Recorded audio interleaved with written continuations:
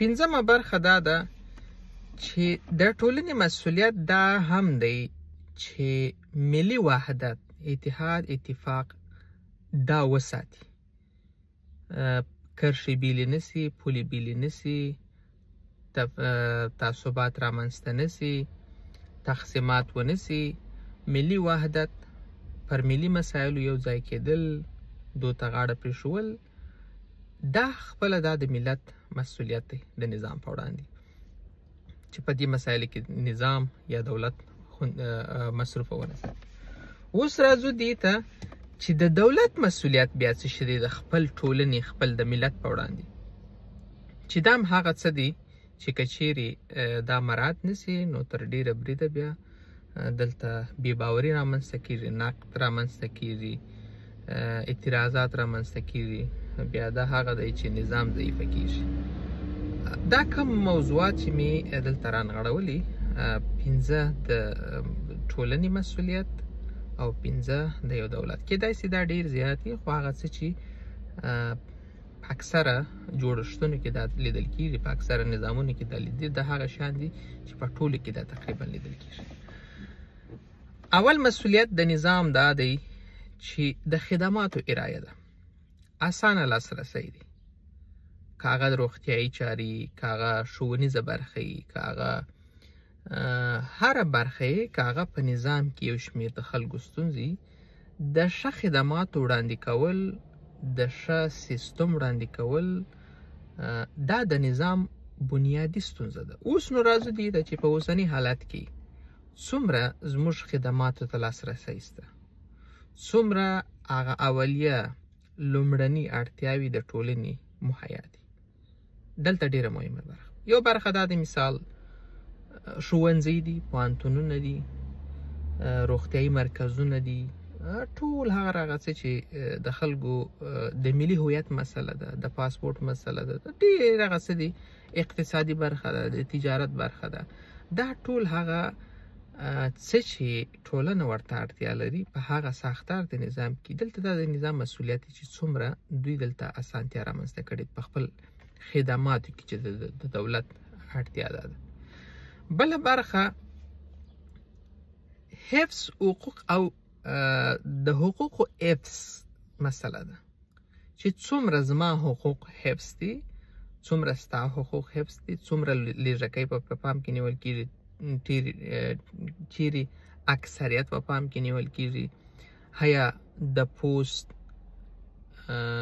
رنګ، قد، وزن، قوم، ژبې د دو ترمنځ توپیر شته، که په هغه ټولنې کې ټول خپل هغه د قانون په رڼا کې د هغه نظام په قوانینو کې د دوی حقوق ساتل سوي دي، ساتل کېږي که نه ساتل کېږي، دا بله برخه ده.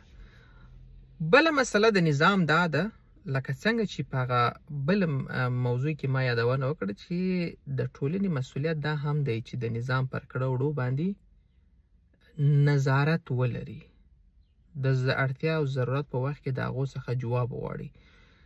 د دولت مسؤلیت شفافیت ته جواب ورکول هم دلته دي، که چیرې دوی شفافیت ته غاړه پرېږدي، کلنۍ، 6 میاشتنۍ، 3 میاشتنۍ راپور وړاندې کړي، که هغه ټولنه د رسنیو د ادرسه غواړي چې د دوی څخه سوال جواب وکړي، دلته هم دا د نظام مسؤلیت دی چې د شفافیت لپاره دوی جوابګوی اوسي او څرګنده پرته له دې چې باور له منځه یوسي، دوی خپل شفافیت موضوع هم وړاندې کوي، او دا د نظام مسؤلیت دی په هره برخه کې. دا ما مخکې هم ویلي چې په هر نظام کې دا راوسپړی، دا پکښې کې شتون لري، ځکه چې یو نظام چې جوړیږي د ملت د بط نه جوړیږي. څلورمه برخه د عدالت او د برابرۍ خبره ده. برابرۍ په دې مطلب نه ده چې یو کوچنی چې 15 کاله عمر لري او یو سړی چې 80 کیلو وزن لري نو د دې خوراک څښاک دی په برابر ډول باندې نه. که څه هم عدالت او برابرۍ په خپل منځ کې بیا سره توپیر لري، ولی قوانین چې څنګه دولت چې کم مقررات څرګند کړي او ټولنې ورته غاړه ایښي، هغه مقررات د قانون په رڼا کې باید پر ټولو باندې په مساوي ډول باندې تطبیق سي. یعنې دې ته ونه ګوري چې دا په مرکزي حکومت کې ژوند کوي که دا په اطرافو کې ژوند کوي، دا سپین دی دا تور دی، دا سني دی دا شیعه دی، دا عرب دی دا عماق دی. دلته باید دا مسله نه وي. انډیوالیزم باید نه وي. روابط و ضوابط دلته باید مطرح نه وي. دلته قانون که تطبیقیږي، د هغه قانون هغه مقررات چې د ټولو لپاره مساوي دي باید دلته د نظام دا مسؤلیت چې په ټولو باندې په برابر ډول باندې تطبیق کړي. او پنځمه مسله د امنیت او ثبات مسله ده. په دې باندې باور لرو چې هر حکومت چې کله د امنیت مسله ښه راڅرګندوي، دا دې ته ډېر انعکاس ورکوي چې موږ امنیت راوړي. امنیت یوه څنډه یوه برخه د دې ده. که امنیت رامنځته سي طبعا چې قوانین هم به مراعاتېږي، اقتصاد به هم جوړېږي، د هغه ټولنې د وګړو حقوق به هم تطبیقېږي. خو دلته بنیادي مسله دا هم ده چې د امنیت په ترڅ کې کم کارونه په اولویت کې قرار لري. اقتصاد مو سم دی، ښوونیز مرکزونه مو فعال دي که نه دي. دا برته د ټولنې هغه موضوعات دي چې دولت په دې وړاندې ما مخکې ویلي چې باید شفافیت ته جواب ووایي، غاړه پرېږدي.